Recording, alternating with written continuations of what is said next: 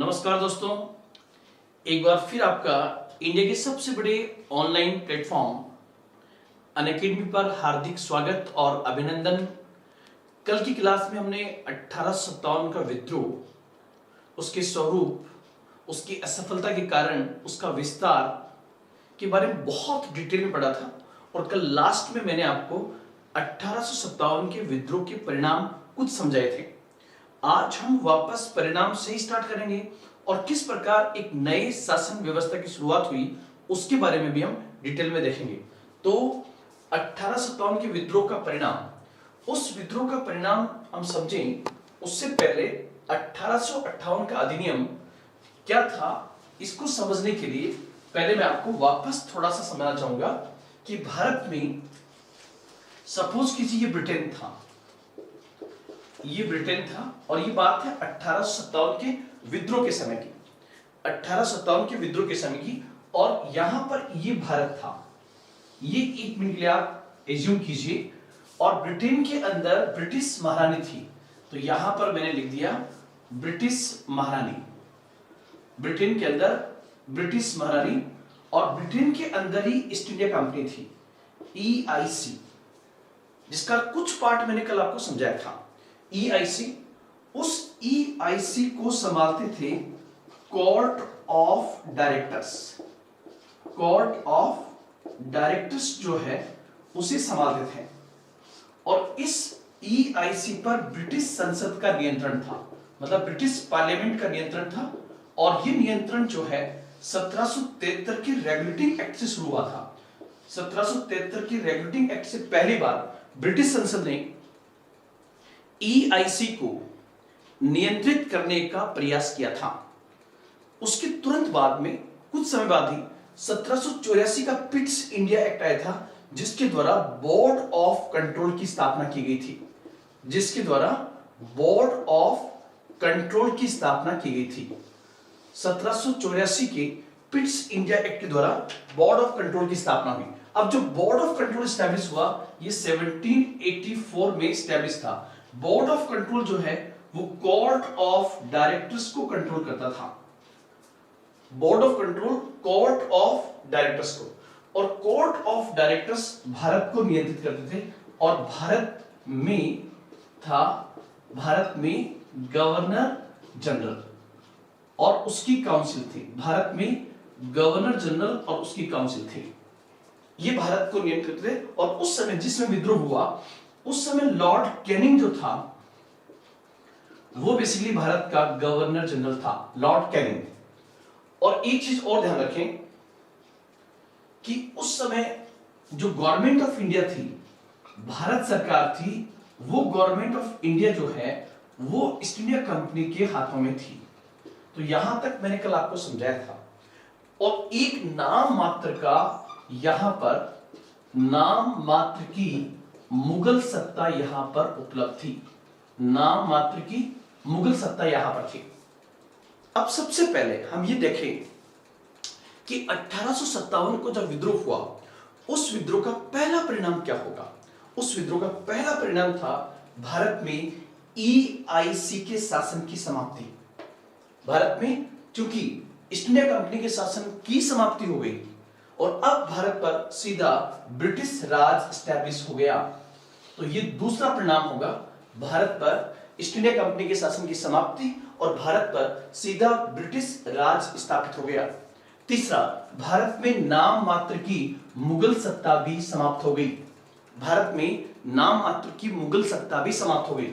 Number चार, जब east India company का ही अंत हो गया, तो इसी के साथ कोर्ट ऑफ डायरेक्टर्स और बोर्ड ऑफ कंट्रोल का भी समाप्ति हो गई। मतलब एक प्रकार की द्वैत शासन का अंत हो गया। एक प्रकार के ड्यूअल रूल, द्वैत शासन का अंत हो गया। और इसी के साथ भारत के गवर्नर जनरल का नाम बदलकर भारत का वायसरॉय कर दिया गया। अर्थात वो भारत में ब्रिटिश महारानी का सीधा प्रतिनिधि था। मतलब यहां पर गवर्नर जनरल का नाम बदलकर भारत का वायसरॉय कर दिया, रॉयल फैमिली का प्रतिनिधि ब्रिटिश सरकार की ओर से। तो यहां पर यह भी ध्यान रखना। और भारत का पहला वायसरॉय जो था वो भी लॉर्ड कैनिंग था। वो भी लॉर्ड कैनिंग था। तो ये मुख्य चेंजेस हुए। अब ये तमाम चेंज को कानूनी रूप देने के लिए, इन तमाम चेंजेस को कानूनी रूप देने के लिए ब्रिटिश संसद ने जो एक्ट पास किया उसे इतिहास में 1858 का अधिनियम कहा जाता है। तो अब हम पढ़ने जा रहे हैं 1857 के विद्रोह के बाद जो एक्ट आएगा उसी एक्ट को हम कहते हैं 1858 का अधिनियम। अब 1858 का अधिनियम जब आप पढ़ोगे, यहां तक मैंने कल चर्चा की थी। अब देखिए आप, सबसे पहले मैंने यहां पर हेडिंग डाल दी 1858 का अधिनियम, द एक्ट ऑफ 1858। 1858 का अधिनियम। इस अधिनियम का नाम क्या था? तो नाम, चूंकि अब भारत पर ब्रिटेन सीधा शासन करने के लिए जा रहा है, तो नाम दिया भारत शासन अधिनियम। नाम इसको दिया गया भारत शासन अधिनियम। और ब्रिटिश ईस्ट इंडिया कंपनी से ब्रिटेन खुद सत्ता को अपने हाथ में ले रहा है। ब्रिटिश गवर्नमेंट अपने हाथों में ले रही है, ब्रिटिश महारानी अपने हाथों में ले रही है। इसलिए यह कहा गया कि हम उनसे बेटर शासन देंगे। तो नाम इस एक्ट का जो रियल नेम था वो था the act for the better government of India.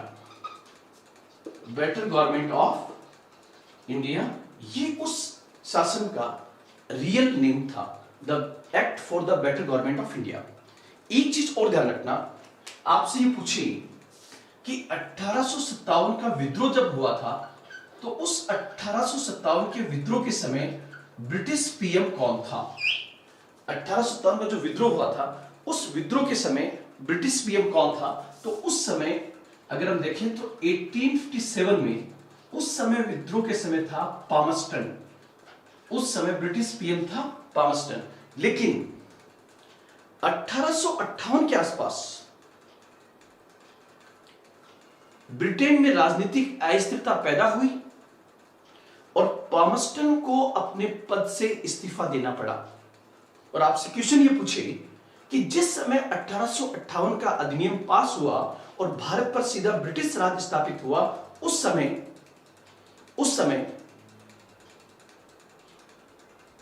British PM कौन था? तो उत्तर होगा 1858 के एक्ट के समय उस समय ब्रिटिश पीएम था डर्बी। डर्बी मतलब 1857 के विद्रोह से डर गया, ये याद रख लेना ऐसे। तो डर्बी था उस समय, जिस समय 1858 का एक्ट पास हो रहा है। उस एक्ट के समय यहां पर डर्बी ब्रिटिश पीएम था और इस एक्ट का नाम था the act for the better government of India. अब इस एक्ट के प्रमुख प्रोविजंस क्या होंगे उसको आप ध्यान रखेंगे। इसके प्रमुख बिंदु क्या होंगे तो हम देखें। इंपॉर्टेंट पॉइंट जो है, नंबर 1, भारत में EIC के शासन की समाप्ति हो गई। इसी एक्ट के द्वारा भारत में ईस्ट इंडिया कंपनी के शासन की समाप्ति हुई। EIC के शासन की समाप्ति होने से भारत में द्वैत शासन का भी अंत हो गया। यहां पर द्वैत शासन का अंत मैंने 2 बार समझा दिया है, अर्थात EIC के समाप्त होने से कोर्ट ऑफ डायरेक्टर्स एवं बोर्ड ऑफ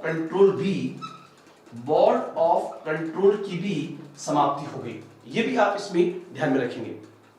इसी प्रकार तीसरा पॉइंट होगा, अब भारत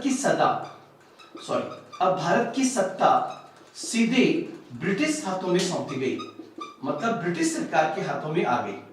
भारत की सत्ता अब ईस्ट इंडिया कंपनी के स्थान पर किसके हाथ में आ गई? ब्रिटिश सरकार के हाथ में। और चूंकि ब्रिटिश सरकार की head of the government British महारानी थी, इसलिए कहते हैं कि अब ब्रिटिश महारानी के हाथों में भारत आ गया।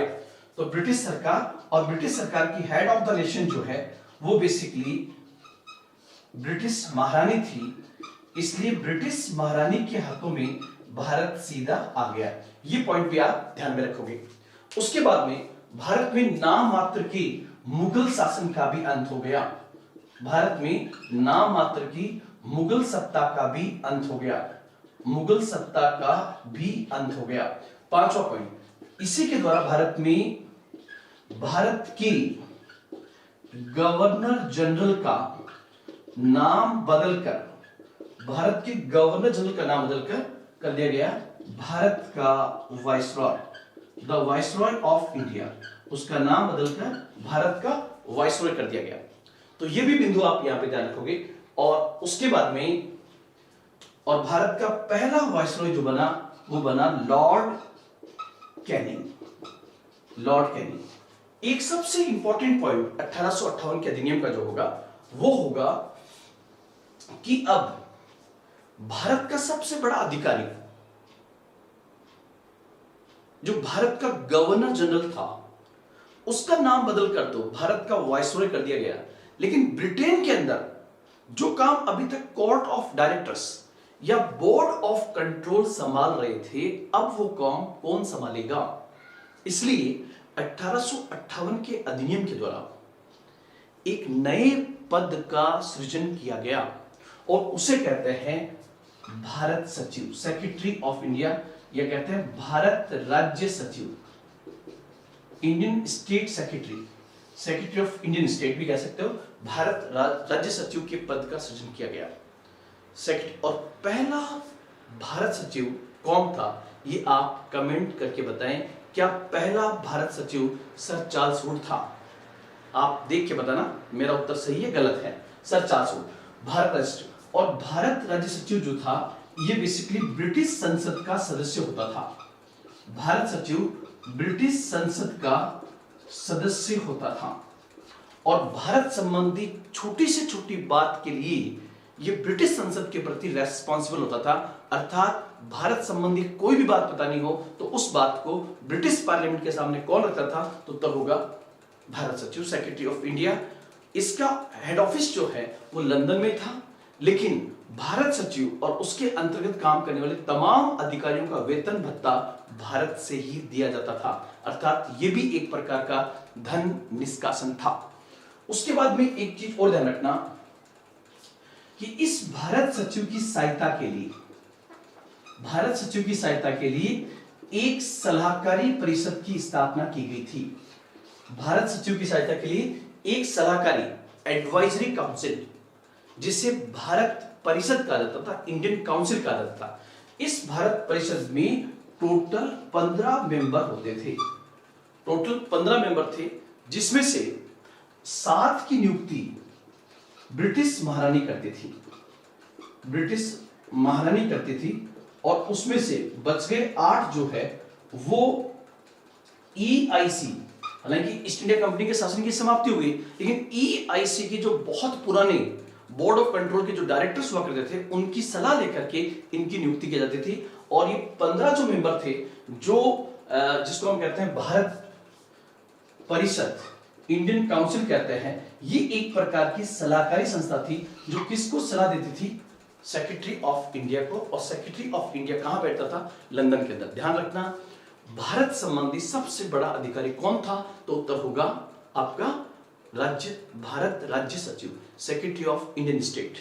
और भारत में सबसे बड़ा अधिकारी कौन था? तो उत्तर होगा भारत का वाइसरॉय। और भारत के वाइसरॉय पर छोटे से छोटे मामले के लिए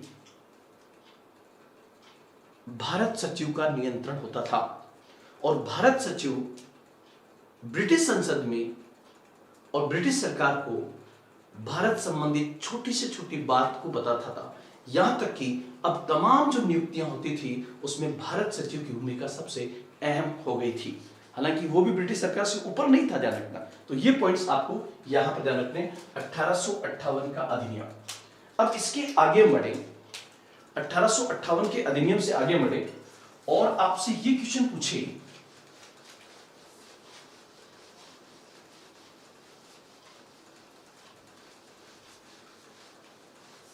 आपके पास में प्रश्न ये आए, लॉर्ड कैनिंग के बारे में। लॉर्ड कैनिंग, तो यहां पर आप ध्यान रखें कि लॉर्ड कैनिंग जो है उसके बेसिकली 2 कार्यकाल हैं। दो टेन्योर उसके हैं। पहला कार्यकाल उसका 1856 से 1858 तक है और दूसरा कार्यकाल नवंबर 1858 से 1862 तक है। इस रूप में उसका जो टेन्योर है वो बेसिकली दो फॉर्म के अंदर है। ध्यान रखना, उसका कार्यकाल जो है वो दो रूपों में है, 1856 से 1858 और 1858 से 1862। ये दो रूप में उसका कार्यकाल होगा, दो रूप में उसका कार्यकाल होगा। और ये पहला जो है 1856 से 1858 और दूसरा 1858 से 1862।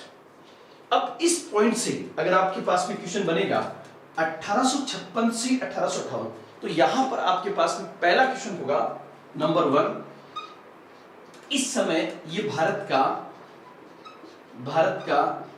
अंतिम गवर्नर जनरल था। इस टाइम इसका जो टेन्योर था भारत का अंतिम गवर्नर जनरल, और भारत के अंतिम गवर्नर जनरल के रूप में इसके कार्यकाल घटनाएं 1857 का विद्रोह, या उससे पहले मैं एक चीज और लिखूं, इसी के समय 1856 का विधवा पुनर्विवाह अधिनियम पास हुआ। विधवा पुनर्विवाह अधिनियम जो है वो इसी के कार्यकाल में इस टाइम पास होता है। तो यहां पे ध्यान रखें, अगर थोड़ा सा मैंने छोटा लिखा है तो मैं बोल दूंगा इसको, भारत के अंतिम गवर्नर जनरल जिसका कार्यकाल लॉर्ड कैनिंग का 1856 से 58 तक रहा, इस रूप में यहां पर मैंने पहला पॉइंट लिखा 1856 का विधवा पुनर्विवाह अधिनियम इसी कार्यकाल की घटना है, जिसके द्वारा इस अधिनियम को पास करके विधवाओं की स्थिति में व्यापक सुधार किया गया, अर्थात उन्हें अधिकार दिया गया कि वह अब दूसरी शादी कर सकती थी।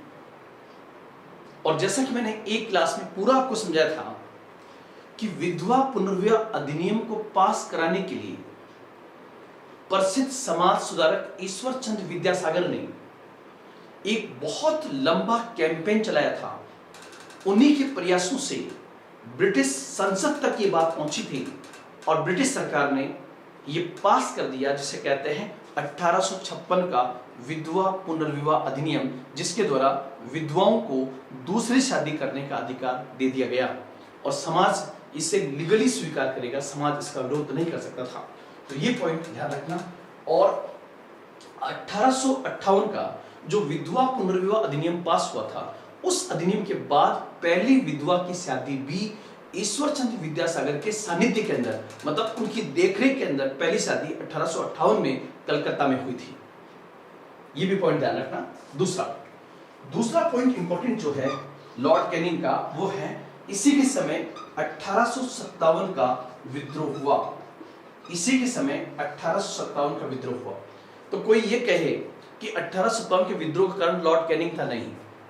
1857 का विद्रोह का कारण 1757 से लेकर 1857 तक की ब्रिटिश आर्थिक, सामाजिक, सांस्कृतिक, धार्मिक और प्रशासनिक नीतियों के प्रति उपजा एक असंतोष था। हाँ, ये सत्य है कि लॉर्ड डलहौजी ने अपने कारनामों से इस विद्रोह को और जल्द कर दिया। तो ये पॉइंट आप ध्यान रखेंगे। उसके बाद में 1858 का अधिनियम पास होता है। 1858 का अधिनियम पास होता है और इस अधिनियम के द्वारा भारत में नाम मात्र की मुगल सत्ता को समाप्त कर दिया जाता है। इस अधिनियम के द्वारा भारत में नाम मात्र की जो मुगल सत्ता थी उसको समाप्त कर दिया गया। तो 1858 से 1862 के बीच में पहला पॉइंट होगा, इसी के कार्यकाल में 1858 का अधिनियम पास हुआ। और ध्यान रखना आप लोग, जो 1858 का अधिनियम पास हुआ है वो मैंने आपको पूरा समझा दिया है। दूसरा पॉइंट होगा, सेकंड पॉइंट, ये इसी के समय 1858 से 62 जो है भारत का पहला वाइसरॉय, ये भारत का अंतिम गवर्नर जनरल था, तो यही भारत का अंतिम वाइसरॉय था। यहां पर एक देखने लायक और सुनने लायक बिंदु क्या है कि आप देखोगे ये शराब की 2 बोतलें हैं, शराब की 2 बोतल हैं और इस जो पहली बोतल है इस बोतल पर टेन्योर लिखा हुआ है, टाइम पीरियड 1757 से 1857। शराब भरी हुई है और ऊपर जो टैग लगा हुआ है किस कंपनी का, तो उसका नाम है EIC, ईस्ट इंडिया कंपनी। उसके बाद ये सेम शराब की बोतल है और सेम शराब भरी हुई है और यहां से शुरू होगा 1858 से, और यहां पे लिखा हुआ है ब्रिटिश सरकार। मैं आपको इन दो बोतल के माध्यम से ये समझाना चाहता हूं, मेरा कहने का अर्थ ये है कि बोतल सेम है और शराब सेम है तो होने वाला नशा भी सेम ही होगा। अर्थात भारत में जब ईस्ट इंडिया कंपनी के शासन का अंत हुआ और उसके स्थान पर ब्रिटिश शासन का आगमन हुआ तो परिवर्तन कुछ भी नहीं था, सिर्फ ऊपर का टैग चेंज हुआ। अंदर की प्रशासनिक व्यवस्था, न्यायिक व्यवस्था, सैन्य व्यवस्था, पुलिस व्यवस्था, सिविल सर्विसेज, राजस्व व्यवस्था सब सेम थी। जब सब सेम थी तो अभी तक तो भारत का शोषण एक कंपनी कर रही थी, लेकिन अब एक देश भारत का शोषण करेगा। इसलिए ध्यान रखना, नशा पहले से भी ज्यादा होगा, अर्थात शोषण की प्रक्रिया पहले से ही ज्यादा होगी।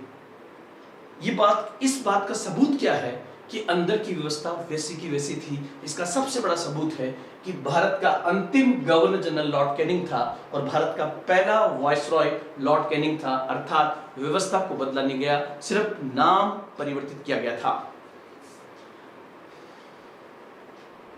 ये वाला पॉइंट होगा। अब भारत का पहला वाइसरॉय, फिर तीसरा पॉइंट होगा, तीसरा पॉइंट, और हम पढ़ क्या रहे हैं, हम पढ़ रहे हैं लॉर्ड कैनिंग को। लॉर्ड कैनिंग के दो कार्यकाल हैं। एक कार्यकाल उसका भारत के गवर्नर जनरल के रूप में है और वो भारत का अंतिम गवर्नर जनरल था। उसके कार्यकाल की दो प्रमुख घटनाएं 1856 का विधवा पुनर्विवाह अधिनियम और 1857 का विद्रोह। और जब वो वाइसरॉय बनेगा तो वाइसरॉय बनते समय पहली घटना है 1858 का अधिनियम, भारत का पहला वाइसरॉय, और तीसरा इसी समय age of consent bill pass होगा, जिसके द्वारा ये प्रोविजन किया गया कि 10 वर्ष से कम उम्र की लड़कियों के साथ शादी एक प्रकार का अपराध माना जाएगा। ये जो कंसेंट का पास किया गया था। फोर्थ होगा, इसी के समय नमक कर लागू किया गया, जिसको लेकर आगे चलकर गांधी जी बड़ा विद्रोह करेंगे, बड़ा आंदोलन करेंगे, मूवमेंट करेंगे, इसको कहेंगे नमक सत्याग्रह। वो जो है ये नमक कर सबसे पहले लागू किया गया लॉर्ड कैनिंग के समय। उसके बाद पांचवा, 500 रुपए से अधिक आय पर 500 रुपए से अधिक आय पर इनकम टैक्स लागू कर दिया गया। 500 रुपए से अधिक आय पर इनकम टैक्स लागू यहां पर कर दिया गया था।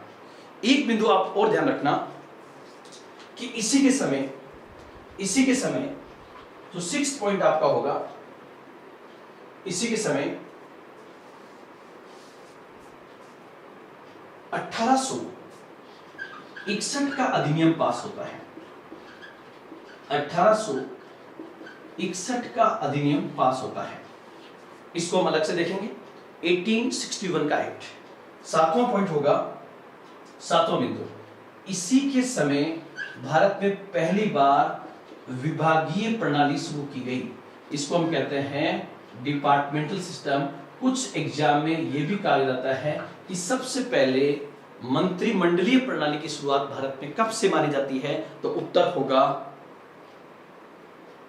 1861 के अधिनियम से। तब आप कहेंगे सर ये क्या था, विभागीय प्रणाली क्या थी? मतलब सिर्फ इतना है कि जैसे आज हमारे देश के प्रधानमंत्री मोदी हैं, तो उन्होंने शासन के भार को कम करने के लिए किसी को विदेश विभाग दे रखा है, किसी को रक्षा विभाग, किसी को वित्त विभाग, किसी को सामाजिक अधिकारिता विभाग, किसी को सूचना विभाग, किसी को संचार विभाग, किसी को कपड़ा विभाग। तो इसी प्रकार उस समय भारत के वाइसरॉय ने 6 इंपॉर्टेंट डिपार्टमेंट बनाए, जैसे गृह, वित्त, रेलवे, ऐसे 6 रेवेन्यू, 6 इंपॉर्टेंट डिपार्टमेंट बना के उसको बांट दिया। इसलिए कहते हैं कि भारत में विभागीय प्रणाली की शुरुआत किस गवर्नर जनरल के द्वारा किस वाइसरॉय के द्वारा की गई, तो होगा लॉर्ड कैनिंग। और लॉर्ड कैनिंग की इस विभागीय प्रणाली को मान्यता किस एक्ट से मिली, तो उत्तर होगा 1861 का अधिनियम, द एक्ट ऑफ 1861। 1861 के अधिनियम के द्वारा इससे मान्यता प्रदान की गई थी। अब ये प्रमुख घटनाएं हैं, और एक आप और ध्यान रखना चाहें इसके अंदर, लॉर्ड कैनिंग के अंदर, तो एक पॉइंट और ध्यान रखना, इसी के समय जितने भी कानून थे उनकी दंड संहिता एक साथ जोड़कर बनेगी। जो मैकाले की रिपोर्ट थी वो सब एक साथ आएगा और बनेगी इंडियन पेनल कोड, भारतीय दंड संहिता, आईपीसी, जिसको हम कहते हैं भारतीय दंड संहिता का निर्माण भी इसी के समय हुआ था। भारतीय दंड संहिता का निर्माण भी इसके समय हुआ था। तो ये इंपॉर्टेंट पॉइंट्स है जो आपको इसके बारे में ध्यान में रखते हैं, लॉर्ड कैनिंग के बारे में। तो ये पॉइंट्स आपके पास याद होने चाहिए, इसका आप स्क्रीनशॉट ले लीजिए ताकि आपको याद रहे। आगे बढ़ते हैं।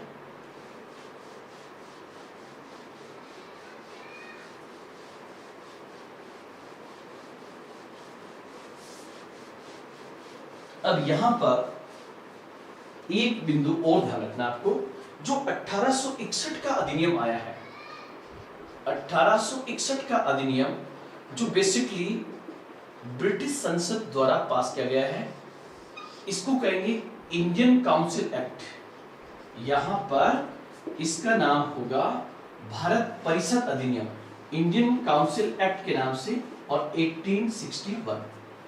अब 1861 का जो अधिनियम था उसके पॉइंट्स क्या होंगे कि 1861 के अधिनियम के द्वारा ही नंबर वन होगा, इसके द्वारा भारत में लॉर्ड कैनिंग द्वारा जो विभागीय प्रणाली शुरू की गई थी, उस विभागीय प्रणाली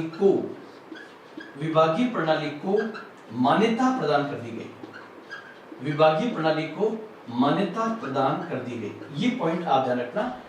1861 के अधिनियम के द्वारा लॉर्ड कैनिंग ने जो डिपार्टमेंटल सिस्टम शुरू किया था, उस डिपार्टमेंटल सिस्टम को लॉर्ड कैनिंग द्वारा शुरू किया गया था, उसको यहां पर मान्यता प्रदान कर दी गई। उसके बाद हम देखें दूसरा पॉइंट, इसी के द्वारा 1861 के अधिनियम के द्वारा ही उच्च न्यायालयों की स्थापना भारत में की गई। उच्च न्यायालयों की स्थापना का प्रोविजन किया गया, उच्च न्यायालयों की स्थापना का प्रावधान किया गया, और इसी के तहत 3 हाई कोर्ट स्टैब्लिश होंगे, और वो 3 हाई कोर्ट स्टैब्लिश हुए। इसी के तहत 3 हाई कोर्ट स्टैब्लिश हुए, और वो 3 हाई कोर्ट स्टैब्लिश हुए कहां पर? कलकत्ता, बॉम्बे और मद्रास के अंदर। तो ये भी पॉइंट ध्यान रखना। और तीसरा पॉइंट होगा 1861 के अधिनियम के द्वारा वाइसरॉय जो था, वाइसरॉय, उसकी काउंसिल में एक मेंबर और बढ़ाया गया, और 4+1 हो जाएगा 5। और साथ ही साथ आप लोग ध्यान रखना, वाइसरॉय उसकी काउंसिल को विधि बनाने का अधिकार भी दिया गया। देखो, एक तो वाइसरॉय और उसकी काउंसिल जो है, यही तो भारत की कार्यपालिका है, यही तो भारत की एग्जीक्यूटिव या भारत सरकार है। तो यही तो हो गई भारत की कार्यपालिका, यही तो भारत की कार्यपालिका है, और इसी कार्यपालिका को यह अधिकार दिया गया कि वो विधि भी बना सकती है। इसलिए यहां पर विधि निर्माण का अधिकार दिया गया, और जो विधि बनाता है उसको विधायिका कहते हैं, उसको लेजिस्लेटिव कहते हैं। हो जाएगा केंद्रीय विधायिका।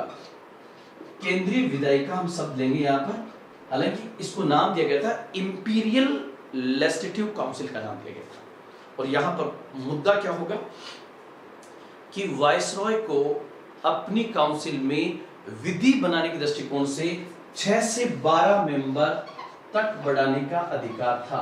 6 to 12, मतलब अगर यहां पर 4 और 1 5 टोटल होते हैं, तो अगर अधिकतम वो 6 डलता है तो 5 और 6 11, और अगर 12 डालता है तो 5 और 12 17 होंगे। ध्यान रखना, एग्जीक्यूटिव में मेंबर है 5, लेकिन वही एग्जीक्यूटिव अगर लेजिस्लेटिव का काम करती है, जैसे संसद का काम करती है विधि बनाने का, तब उसको वाइसरॉय को अपने 6 से 12 तक सदस्य डालने का अधिकार था, न्यूनतम 6 और मैक्सिमम 12। इसलिए वाइसरॉय और उसकी काउंसिल को इंपीरियल लेजिस्लेटिव काउंसिल का नाम दिया गया। साथ ही साथ पूरे ब्रिटिश भारत में ब्रिटिश भारतीय साम्राज्य को प्रांतों में विभाजित किया गया, और उन प्रांतों में 2 प्रकार के प्रांत थे। कुछ प्रांतों को प्रेसिडेंसी कहा गया, जैसे Bengal presidency, Madras presidency, Bombay presidency, इनका काम संभालने वाली संस्था को गवर्नर एवं उसकी काउंसिल कहा जाता था, और वहां पर वाइसरॉय और उसकी काउंसिल। जबकि जो अन्य प्रांत थे उनको संभालता था लेफ्टिनेंट गवर्नर। इसको मैं मौका मिला तो अलग से आपको समझाऊंगा। तो ये पॉइंट आपके आएंगे 1861 के अधिनियम के अंतर्गत। ये पॉइंट्स आपको ध्यान रखने। 1861 का सबसे इंपॉर्टेंट पॉइंट आपको लगेगा, किस अधिनियम के द्वारा भारत में विभागीय प्रणाली को मान्यता प्रदान की गई थी? तो उत्तर होगा आपका 1861 का अधिनियम।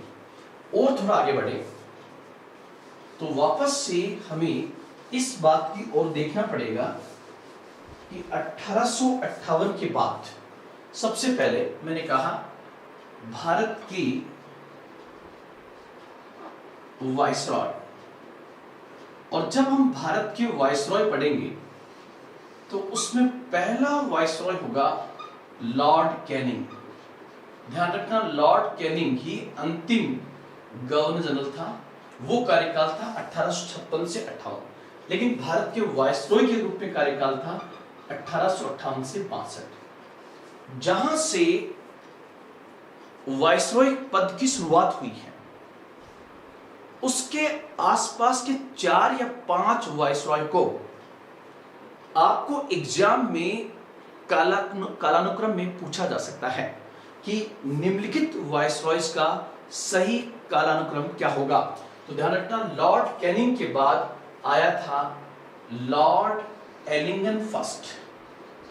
लॉर्ड एलिंगन फर्स्ट, और इसका कार्यकाल था 1862-63। उसके बाद आता है सर रॉबर्ट नेपियर। ये सर रॉबर्ट नेपियर वही है जिसने सिंध पर विजय प्राप्त की थी। इसका कार्यकाल 1863। उसके बाद चौथा था sir William Denison. Sir William Denison, इसका कार्यकाल था 1863-64। आयाराम गयाराम, ज्यादा कार्यकाल नहीं है, देख सकते हो आप, बहुत कम कार्यकाल इनका यहाँ पर आपको दिखाई दे रहा है। तो लॉर्ड कैनिंग के बाद मैंने लॉर्ड कैनिंग सबसे इंपॉर्टेंट था, उसके बारे में आपको बता दिया है। और लॉर्ड कैनिंग के कार्यकाल में क्या क्या हुआ, ये चारों बिंदु आपको, लॉर्ड कैनिंग के सभी बिंदु मैंने आपको समझा दिया। उसके बाद की 4 ये हैं, तो इसका भी आप एक स्क्रीनशॉट ले सकते हो कि 4 आरंभ वाले कौन से थे। उसके बाद हम आगे बढ़े तो लॉर्ड सर विलियम डेनिसन के बाद आता है sir John Lawrence. Sir John Lawrence, sir John Lawrence, इसका कार्यकाल जो है 1864 से लेकर 1868 तक था। कौन था ये? तो सबसे पहला उत्तर होगा भारत का वाइसरॉय। भारत का वाइसरॉय सर जॉन लॉरेंस। अब इसके संदर्भ में आपके एग्जामिनेशन पॉइंट से प्रश्न क्या बन सकता है, उसको अगर हम देखें तो पहला पॉइंट, निम्नलिखित में से किसे भारत का रक्षक कहा जाता है? The defender of India. ध्यान रखना, इसके समय मतलब 1858 तक, या मैं ऐसे कहूं 1857 का जो विद्रोह हुआ था, तो उस विद्रोह के बाद ब्रिटिश सरकार ने ईस्ट इंडिया कंपनी के कामों से सबक लेते हुए कुछ चीजों पर उन्होंने स्ट्रिक्ट डिसीजन लिए, और वो था कि अब भविष्य में ब्रिटिश सरकार भारत में शासन करते समय रियासतों के साथ किसी प्रकार की छेड़छाड़ नहीं करेगी, क्योंकि रियासतों के साथ छेड़छाड़ करने का नतीजा ही था कि 1857 के विद्रोह में जिन रियासतों के साथ छेड़छाड़ की गई थी, उन्होंने विद्रोह में भाग लेकर ईस्ट इंडिया कंपनी के शासन का अंत कर दिया था। इसलिए आप लोग ध्यान रखना, 1857 के बाद का ये महत्वपूर्ण प्रभाव है कि अब ब्रिटिश सरकार ने रियासतों में ज्यादा हस्तक्षेप नहीं किया और न उनके विलय के बारे में किसी प्रकार का डिसीजन लिया। पहला पॉइंट। दूसरा, भारतीय समाज में इन्होंने अब तात्कालिक सुधार बंद कर दिए, किसी प्रकार के सोशल रिफॉर्म्स नहीं किए, क्योंकि ये परंपरागत समाज को नाराज नहीं करना चाहते थे। लेकिन उस समय तक भारत की सीमाएं अफगानिस्तान के साथ लगती थी और अफगानिस्तान के उस बॉर्डर से फ्रांस का या रसिया के आक्रमण का डर था। उस समय सर जॉन लॉरेंस ने इस प्रकार से अपनी भूमिका अदा की कि उसे भारत का रक्षक कहा गया, डिफेंडर ऑफ इंडिया। ध्यान रखना, इसी के टाइम में भयंकर अकाल पड़ा था, इसी के समय भयंकर अकाल पड़ा और इसने अपने समय में अकाल आयोग की स्थापना की, फैमिन कमीशन। और फैमिन कमीशन किसके नेतृत्व में बना था? तो उत्तर होगा सर कैम्पबेल के नेतृत्व में। सर कैम्पबेल के नेतृत्व में एक अकाल आयोग की स्थापना की गई थी। इसी प्रकार तीसरा, इसने अफगानिस्तान में अहस्तक्षेप की नीति अपनाई। इससे पहले यह था कि अफगानिस्तान में हस्तक्षेप करके अफगानिस्तान की बाउंड्री पर नियंत्रण किया जाए, लेकिन इसने ये शिक्षा ली कि अफगानिस्तान के मामले में ज्यादा हस्तक्षेप नहीं करना चाहिए। इसलिए कहा जाता है कि इसने अफगानिस्तान के संदर्भ में नॉन इंटरफेरेंस पॉलिसी अपनाई, अहस्तक्षेप, कोई हस्तक्षेप न करना। इसी के समय भारत और यूरोप के बीच में टेलीग्राफ सर्विस शुरू हो गई, तार सेवा। भारत और यूरोप के बीच में टेलीग्राफ सर्विस की शुरुआत हो गई, टेलीग्राफ सर्विस। और इससे पहले वाले वीडियो मैंने बताया था, आप वापस कमेंट करके बताएं भारत में कलकत्ता से आगरा के मध्य तार सेवा किस गवर्नर जनरल के समय शुरू हुई थी? तुरंत कमेंट करें और बताएं। और साथ ही साथ आप क्लास करने के बाद इस पूरी टॉपिक को शेयर करना ना भूलें। आप एप्रिसिएशन को लगातार जारी रखें ताकि आपको नोट्स का पीडीएफ मिल सके, ताकि आपके प्रश्नों को मैं पढ़ सकूं। आज भी कल जो आपने भेजा था उसमें से मैंने आज कई पढ़े, उसमें से एक लड़के ने आंसर बहुत अच्छा लिखा था, मैं उसका जवाब भी उसका दिया है, काफी अच्छा प्रयास उसने किया था, मुझे नाम याद नहीं आ रहा है। तो ये पॉइंट्स इसमें आएंगे सर जॉन लॉरेंस में। सर जॉन लॉरेंस जो भारत का वायसरॉय था, उससे भारत का रक्षक, उसके समय भयंकर अकाल पड़े, इसने अकाल आयोग की स्थापना की और अकाल आयोग की स्थापना सर कैम्पबेल के नेतृत्व में की गई थी।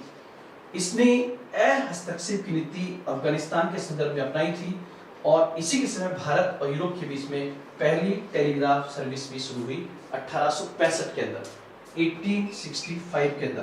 तो ये पॉइंट भी आप ध्यान रखोगे, जो इंपॉर्टेंट पॉइंट आपका यहां है। उसके बाद नेक्स्ट जो है, नेक्स्ट पॉइंट जो आपका होगा वो है लॉर्ड मेयो। अब लॉर्ड मेयो से आपकी प्रश्न क्या बन सकते हैं लॉर्ड मेयो से, तो उसको हम देखने का प्रयास करें लॉर्ड मेयो के संदर्भ में। तो लॉर्ड मेयो के संदर्भ में सबसे पहले ये भारत का वायसरॉय था जिसका कार्यकाल 1868 से 72 तक था,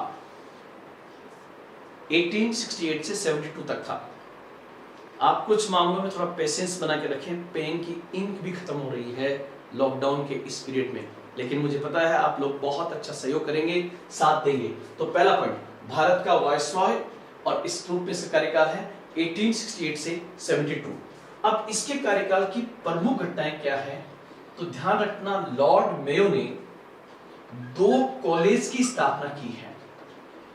लॉर्ड मेयो ने 2 कॉलेज की स्थापना की है। अब ये 2 कॉलेज जो बने उसमें एक बना अजमेर का, अजमेर में जो कॉलेज बना उसका नाम था मेयो कॉलेज ही। अजमेर में जो मेयो कॉलेज की स्थापना होती है वो बेसिकली लॉर्ड मेयो के टाइम में होती है, अजमेर का मेयो कॉलेज। और एक कॉलेज गुजरात में बना था, राजकोट कॉलेज। तो आप लोग ध्यान रखना, आपसे पूछे कि लॉर्ड मेयो के समय किन 2 महत्वपूर्ण कॉलेजों की स्थापना हुई थी, तो उत्तर होगा मेयो कॉलेज अजमेर और राजकोट कॉलेज गुजरात। आपसे पूछे कि इन कॉलेजों का ऑब्जेक्ट क्या था, मतलब उसने किस लिए कॉलेज खोले, तो इसका उत्तर होगा राजाओं के बेटे, राजाओं के बेटे, और राजाओं के बेटों को राजकुमार कहा जाता है, तो होगा राजकुमारों के राजनीतिक प्रशिक्षण और उनकी शिक्षा के लिए, राजकुमारों की राजनीतिक प्रशिक्षण एवं उनकी शिक्षा के लिए इन कॉलेजों की स्थापना की गई थी। दूसरा पॉइंट आप ध्यान रखना, इसी के समय भारत में वित्त का विकेंद्रीकरण हुआ।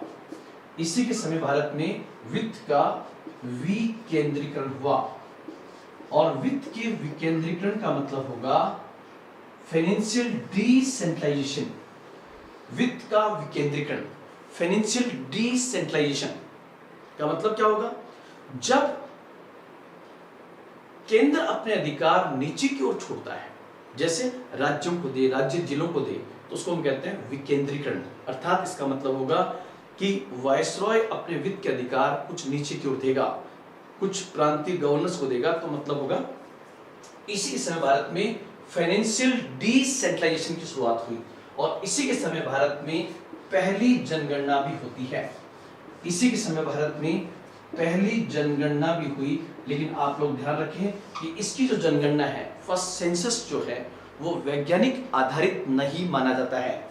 मतलब उसमें कुछ साइंटिफिक कमियां थी, वैज्ञानिक आधारित नहीं था, वैज्ञानिक आधारित नहीं था फर्स्ट सेंसस। तो ये पॉइंट आप ध्यान रखोगे। इसके अलावा इसी के समय राज्य रेलवे की स्थापना होती है।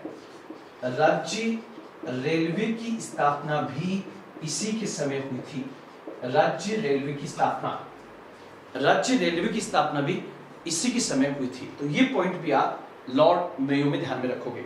उसके बाद हम आगे बढ़े, और इसके बाद आएगा लॉर्ड नॉर्थब्रुक। लॉर्ड नॉर्थब्रुक आएगा। लॉर्ड नॉर्थब्रुक, और लॉर्ड नॉर्थब्रुक में जो पॉइंट्स आपको याद रखने हैं, वो पॉइंट आपके होंगे लॉर्ड नॉर्थब्रुक में। वो बिंदु है 1872 से 76, 1872 से 76। ध्यान रखना, इसके समय पंजाब में कूका विद्रोह हुआ था। पंजाब में कूका विद्रोह हुआ। इसी के समय पंजाब में कूका रिवोल्ट हुआ। पंजाब का कूका विद्रोह। कूका विद्रोह पंजाब के गुरुद्वारों में फैले भ्रष्टाचार को लेकर हुआ था। और उसके बाद में एक पॉइंट आप और ध्यान रखोगे, इसी के समय लॉर्ड नॉर्थब्रुक के समय सर सैयद अहमद खां के द्वारा, सर सैयद अहमद खां के द्वारा अलीगढ़ में मॉमडन एंग्लो ओरिएंटल कॉलेज की स्थापना होती है। मॉमडन एंग्लो ओरिएंटल कॉलेज की स्थापना होती है। मुझे एग्जैक्टली रकम तो पता नहीं है, लेकिन नॉर्थब्रुक ने लगभग 10,000 का दान दिया था इसके अंदर। अलीगढ़, सर सैयद अहमद खां अलीगढ़ में मॉमडन एंग्लो ओरिएंटल कॉलेज की स्थापना करते हैं। ये घटना 1875 की है। और ध्यान रखना आप, यही मॉमडन एंग्लो ओरिएंटल कॉलेज आगे चलकर एक बहुत बड़ा विश्वविद्यालय बनता है, जिसे आज की तारीख में हम अलीगढ़ विश्वविद्यालय कहते हैं, जिसे हम अलीगढ़ यूनिवर्सिटी कहते हैं। उसकी स्थापना लॉर्ड नॉर्थब्रुक के समय ही हुई थी। तो ये बिंदु भी आप इसमें ध्यान में रखेंगे।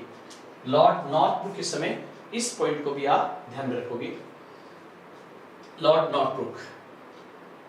अब आज हम इस पार्ट को केवल इतना ही पढ़ेंगे। कल इसके आगे हम फिर लेंगे, भारत के वाइसरॉय को जारी रखेंगे, जिसमें Lord Ripon, Lord Lytton, Lord Dufferin, इनके बारे में विस्तृत अध्ययन करके मैं आपके सामने कई चीजों को प्रस्तुत करूंगा। आज इतना ही। जय हिंद, जय भारत।